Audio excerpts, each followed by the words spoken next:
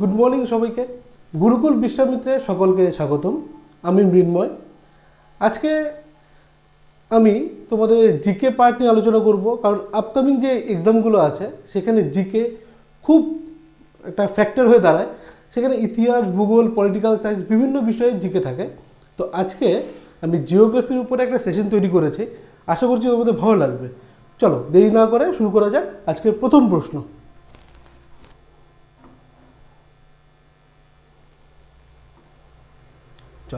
আজকে প্রথম প্রশ্ন দেখে নিচ্ছি আমরা। ভিতরকণিকা ম্যানগ্রোভ অরণ্য কোন রাজ্যে দেখা যায়? ম্যানগ্রোভ অরণ্য আমরা সবাই জানি। ম্যানগ্রোভ কি? সমুদ্র, এই কি বলবো, কোস্টাল এরিয়াতে যে লবণাক্ত জলভূমিতে যেই অরণ্যগুলো দেখা যায় তাকে আমরা ম্যানগ্রোভ অরণ্য বলি। কি কি অপশন আছে? পশ্চিমবঙ্গ, অন্ধ্রপ্রদেশ, উড়িষ্যা এবং তামিলনাড়ু। আচ্ছা, এর সঠিক উত্তরটি হচ্ছে উড়িষ্যার। উড়িষ্যার যে ব্রাহ্মণী ও বৈতরণী নদীর যে বদ্বীপ এরিয়া, সেই এরিয়াতে এই অরণ্যটি দেখা যায়। তাহলে আমাদের ভিতরকণিকা ম্যানগ্রোভ অরণ্য কোন রাজ্যে দেখা যায়? সঠিক উত্তর হচ্ছে উড়িষ্যা। চলো দ্বিতীয় প্রশ্ন, কি বলছে? পাগলাডিয়া ড্যাম প্রকল্প কোন রাজ্যে দেখা যায়? পাগলাডিয়া, পাগল না কিন্তু, পাগলাডিয়া ড্যাম প্রকল্প কোন রাজ্যে দেখা যায়? অবশ্যই আমরা নাম থেকেই বুঝে যাচ্ছি এটা কোন নদীর উপরে হতে পারে। পাগলাডিয়া হচ্ছে পাগলাডিয়া নদীর উপরে।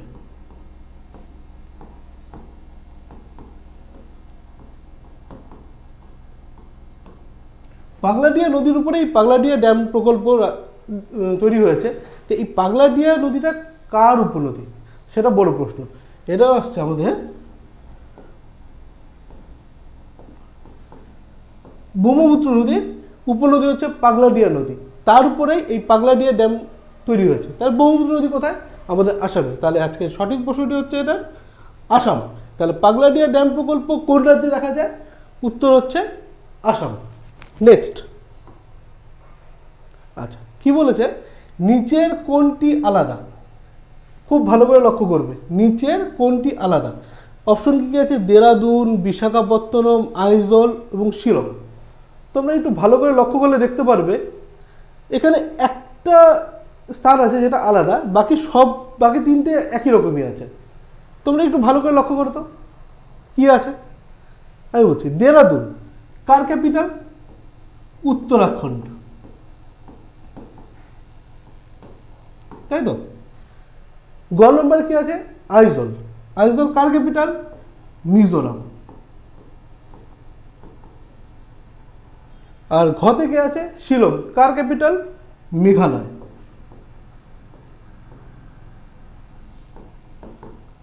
তাহলে এবার তোমরা উত্তরটা নিজেরাই বুঝতে পারছো কে উত্তর হচ্ছে বিশাখাপত্তনম। বিশাখাপত্তনম হচ্ছে একটা কোস্টাল এরিয়া অন্ধ্রপ্রদেশে। তাহলে আমাদের সঠিক উত্তরকে বিশাখাপত্তনম। দেরাদুন হচ্ছে উত্তরাখণ্ডের ক্যাপিটাল, আইজল হচ্ছে মিজোরামের, শিলং হচ্ছে মেঘালয়। এই তথ্যগুলো আমাদেরকে জেনে রাখা উচিত, কারণ কি প্রশ্ন আসবে আমরা কেউ জানি না, তাই আমাদের সমস্ত তথ্যই নেওয়া উচিত। আচ্ছা, 4 নম্বর প্রশ্নে চলে যাচ্ছি আমি। কি বলছে? পৃথিবীর অনুসর অবস্থা কোন দিনটি? আমরা মাধ্যমিকে কিন্তু এই প্রশ্নের সাথে খুবই পরিচিত। পৃথিবী অনুসর অবস্থা, অপসূর অবস্থা, তাই আমাদের একটু পিছনের দিকে যেতে হবে, সেই ক্লাস 9-10-এর চলে যেতে হবে। পৃথিবীর অনুসর অবস্থা কোনটি? কোন দিনটি? অনুসর মানে কি? ছোট। পৃথিবীর দুটো অবস্থা, একটা হচ্ছে অনুসর আর একটা হচ্ছে কি অপসূর, তাই তো। তাহলে অনু মানে যদি কাছে হয়, অপ মানে অবশ্যই দূরে। তাহলে পৃথিবীর সাথে কার? সূর্যের। পৃথিবী এবং সূর্যের দূরত্ব কোন দিনটিতে সব থেকে কম? সঠিক উত্তর হচ্ছে জানুয়ারি 3। 3 জানুয়ারি হচ্ছে পৃথিবীর অনুসর অবস্থা। তাহলে আমি কি বলেছিলাম? দুটো অবস্থা, একটা অনুসর অবস্থা, একটি হচ্ছে অপসূর অবস্থা। তাহলে অপসূর অবস্থাটা কি? জুলাই 4। তাহলে আমরা দুটো তথ্যই পেয়ে গেলাম। পৃথিবীর অনুসর অবস্থা হচ্ছে জানুয়ারি 3 এবং পৃথিবীর অপসূর অবস্থা হচ্ছে জুলাই 4। চলো নেক্সট কোশ্চেন। সিলভার রেভলিউশন বা রৌপ্য বিপ্লব কিসের সাথে যুক্ত? খুব ইম্পর্টেন্ট কোশ্চেন, প্রিভিয়াস অনেক পরীক্ষাতে এই কোশ্চেনগুলো এসেছিল, আমি সেখান থেকে বেছে বেছে কোশ্চেনগুলো রেডি করেছি। সিলভার রেভলিউশন, রৌপ্য বিপ্লব কিসের সাথে যুক্ত? কি কি আছে অপশনগুলো দেখে নিচ্ছি আমরা। সার, ডিম, খনিজ তেল এবং আলু। তাই তো? সার আছে, ডিম আছে, খনিজ তেল আছে, আলু আছে। তোমরা একটু ভাবো, সিলভার রৌপ্য বিপ্লব কিসের সাথে যুক্ত? সার, খনিজ তেল, আলু, ডিম। অনেকে মাথায় আসবে আলু, না, এখানে সঠিক উত্তর হচ্ছে ডিম। কেন? এই যে আমরা প্রত্যেক দিনই সন্ধ্যাতেই মনে হচ্ছে না একটু ফাস্টফুড খেয়ে আছি। কি ফাস্টফুডে? এগ রোল, চাউমিন, প্রত্যেকটা খাবারেই ডিম লাগবেই। বাঙালি, বিহারি, যেখানেই যাই না কেন আমাদের ডিম হলো কম্পালসারি। এখন আলুর থেকে বেশি আমরা ডিমের মানে খুব বেশি আমরা খেয়ে থাকি। তাই ডিমের যে প্রোডাকশন সেটা বৃদ্ধি করার জন্য টেকনিক অবলম্বন করা হয়েছিল, সে থেকেই আমাদের এই রৌপ্য বিপ্লব। তাই আমাদের সিলভার রেভলিউশন কিসের সাথে যুক্ত? সঠিক উত্তর হচ্ছে ডিম। চলো নেক্সট প্রশ্ন। সারা বছর বিভিন্ন প্রজাতির ফুলের চাষকে কি বলা হয়? প্রশ্নটা ভালো করে পড়ো, প্রশ্নের মধ্যেই উত্তর আছে। সারা বছর বিভিন্ন প্রজাতির ফুলের চাষকে কি বলা হয়? ফুলকে আমরা ইংলিশে কি বলি? ফ্লাওয়ার, তাই তো? তাহলে এই ফ্লাওয়ার থেকেই আমরা অ্যান্সারটা বেরিয়ে আসছে। তোমরা উত্তরগুলো দেখে নিচ্ছি কি কি আছে। ফ্লোরিকালচার, সেরিকালচার, পিসিকালচার এবং এগ্রি না, এটা এপি হবে, এপিকালচার। তাহলে কি কি আছে? ফ্লোরিকালচার, সেরিকালচার, পিসিকালচার এবং এপিকালচার। আমি কি বললাম? ফুল, ফ্লাওয়ার। তো ফ্লাওয়ার থেকে এসে গেছে ফ্লোরিকালচার। তাহলে সারা বছর বিভিন্ন প্রজাতির ফুলের চাষকে কি বলা হয়? সঠিক উত্তর হবে ফ্লোরিকালচার। আমি কি বলছি? বিভিন্ন তথ্য আমাদের জেনে রাখা উচিত। তাহলে আমাদের বাকি তিনটে অপশন কি? সেরিকালচার আছে, পিসিকালচার আছে এবং এপিকালচার আছে। সেরিকালচার আমরা কিসের সাথে যুক্ত? রেশম, রেশমের সাথে যুক্ত, রেশম। গতে কি আছে? পিসিকালচার। পিসিকালচার কিসের সাথে? আমাদের মৎস্য চাষ। এবং ঘ কি আছে? এপিকালচার, এটা হচ্ছে আমাদের মৌমাছি চাষ।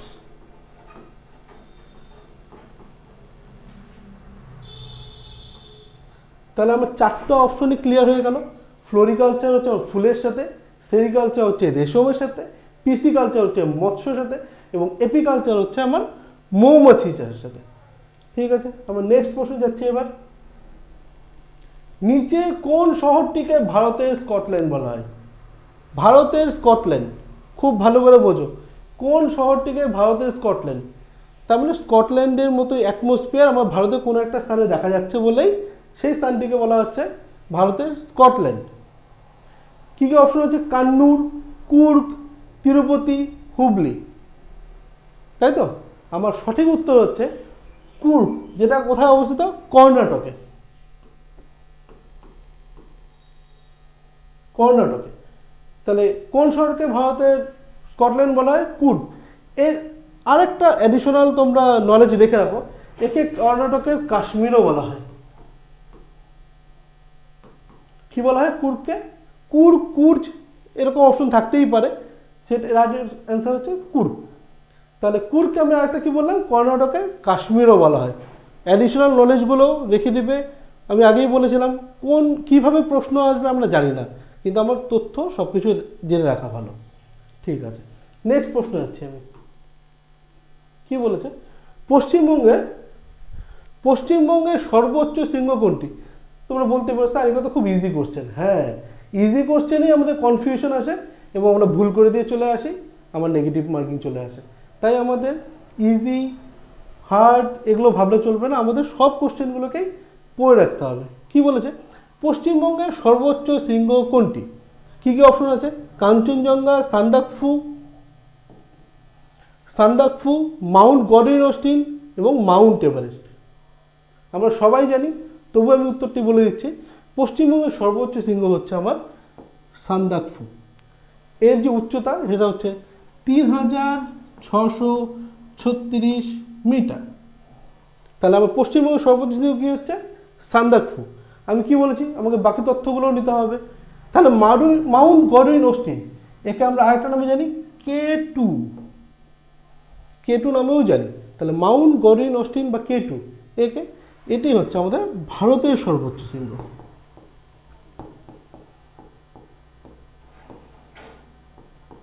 তাহলে মাউন্ট কর্নিয়াল বা K2 কে হচ্ছে ভারতের সর্বোচ্চ। তাহলে এবার লাস্ট অপশন মাউন্ট এভারেস্ট, আমরা সবাই জানি এটা হচ্ছে বিশ্বের সর্বোচ্চ।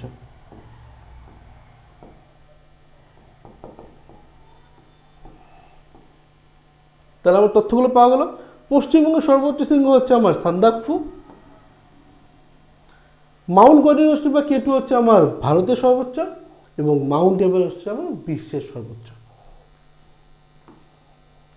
পরবর্তী প্রশ্ন কি বলেছে, নিম্নলিখিত কোনটি ভারত ও পাকিস্তানের সীমারেখা? খুব ইম্পর্টেন্ট কোশ্চেন, প্রিভিয়াস অনেক পরীক্ষাতে এসেছে। নিম্নলিখিত কোনটি ভারত ও পাকিস্তানের সীমারেখা? কি কি অপশন আছে দেখে নিই। ডুরান্ট, এটা অ্যাকচুয়ালি বুল হবে না, এটা ব্লু হবে। Durand line, blue line, Radcliffe line এবং ম্যাকমোহন লাইন। সঠিক উত্তর অনেকেরই জানা, তবু আমি ডিক্লেয়ার করব এখানে ভারত ও পাকিস্তানের সীমারেখাকে র্যাডক্লিফ লাইন। তাহলে এক নম্বরে কে আছে? Durand line. কার মধ্যে? এটা দেখে নিই। এটা হচ্ছে আমার ভারত ও আফগানিস্তানের মধ্যে।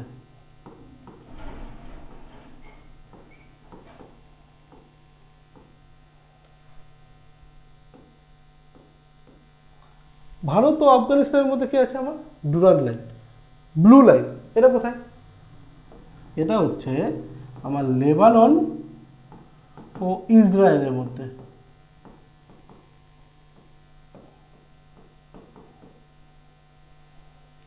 র্যাডক্লিফ তো বলেই দিলাম ভারত ও পাকিস্তানের সীমারেখা। এবং লাস্ট কি আছে?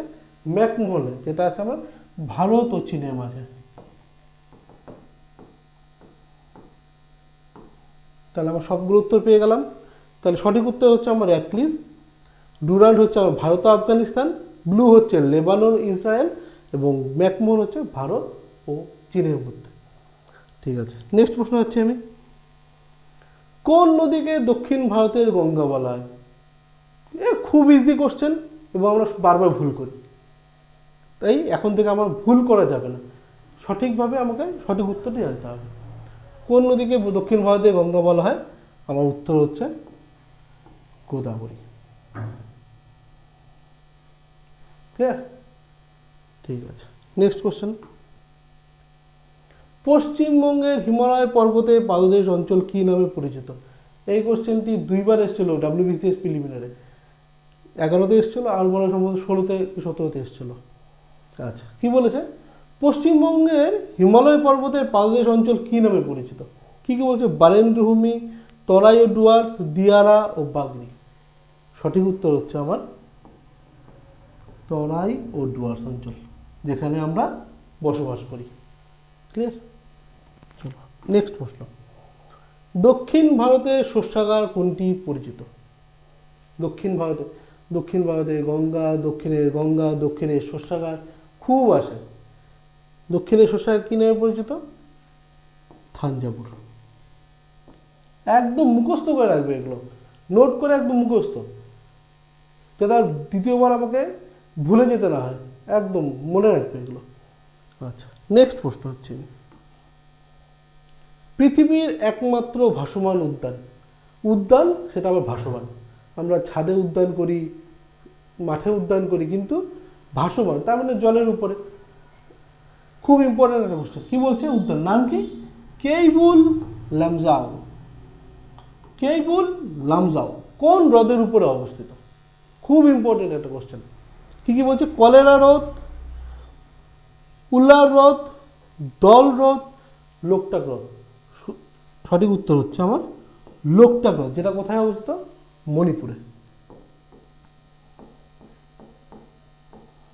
মণিপুরে অবস্থিত। খুব ইম্পর্টেন্ট, কেইবুল লামজাও একমাত্র ভাসমান উদ্যান। তোমরা নেটে দেখে নিবে, খুবই সুন্দর দেখতে জায়গাটা। চল নেক্সট প্রশ্ন, কাবেরী নদীর একটি বিখ্যাত জলপ্রপাত কোনটি? কাবেরী নদীর একটি বিখ্যাত জলপ্রপাত কোনটি? কি বলছে? হুড্রু জলপ্রপাত, শিব সমুদ্রম জলপ্রপাত, ধোয়াধার জলপ্রপাত এবং যোগ জলপ্রপাত। কাবেরী নদী একটি বিখ্যাত জলপ্রপাত।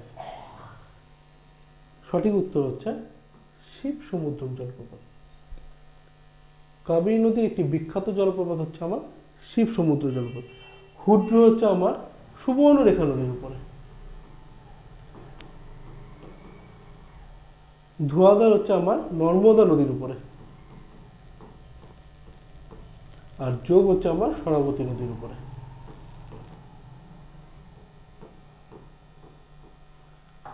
তাহলে কি বললাম উত্তর? শিব সমুদ্র জলপ্রপাত, কাবেরী নদীর একটি বিখ্যাত জলপ্রপাত। হুড্র আমার সুবর্ণরেখা, ধোঁয়াধার হচ্ছে আমার নর্মদা, যোগ হচ্ছে আমার সরাবতী নদী। নেক্সট প্রশ্ন কি আছে? জম্মু ও কাশ্মীর ইজ টু বৃহত্তম dot dot dot is to ক্ষুদ্রতম। আর অপশন কি আছে? পন্ডিচেরি, লাক্ষাদ্বীপ, দমনদিউ, দাদর, নগর হাভেলি। আমাদের এগুলো সব কিন্তু ভারতের কেন্দ্রশাসিত অঞ্চল। তাহলে প্রশ্নটা কি বলছে? জম্মু ও কাশ্মীর বৃহত্তম, তার ভারতের বৃহত্তম কেন্দ্রশাসিত অঞ্চল হচ্ছে আমার জম্মু কাশ্মীর, তাই তো? তাহলে এখানে ক্ষুদ্রতম, তারপরে এই চারটের মধ্যে সবচেয়ে ক্ষুদ্রতম কেন্দ্রশাসিত অঞ্চল আছে। কি উত্তর হবে? আমার উত্তর আসবে হলো লাক্ষাদ্বীপ। লাক্ষাদ্বীপ হচ্ছে আমার সব থেকে ক্ষুদ্রতম কেন্দ্রশাসিত অঞ্চল। তাহলে সঠিক উত্তর আমরা এখান থেকে পেয়ে গেলাম লাক্ষাদ্বীপ। জম্মু কাশ্মীর হচ্ছে আমার বৃহত্তম কেন্দ্রশাসিত অঞ্চল এবং লাক্ষাদ্বীপ হচ্ছে আমার ক্ষুদ্রতম কেন্দ্রশাসিত অঞ্চল। ঠিক আছে, আজকে আমি এই 15টি কোশ্চেন নিয়ে একটা জিওগ্রাফির সেশন তৈরি করলাম। আশা করছি তোমাদের ভালো লাগবে। এরপরে আমি আরও কিছু জিকে নিয়ে আসবো পরবর্তী ক্লাসে। আর সবশেষে বলতেই হয়, যদি আমাদের এই চ্যানেলটি ভালো লেগে থাকে অবশ্যই সাবস্ক্রাইব করবেন এবং বন্ধুদের সাথে শেয়ার করবেন, যাতে আমরা আরও উৎসাহিত হয়ে তোমাদের জন্য আরও ভালো ভালো বেটার জিকে সেশন তৈরি করতে পারি। ঠিক আছে, আজকের মতো এটুকুই। ধন্যবাদ।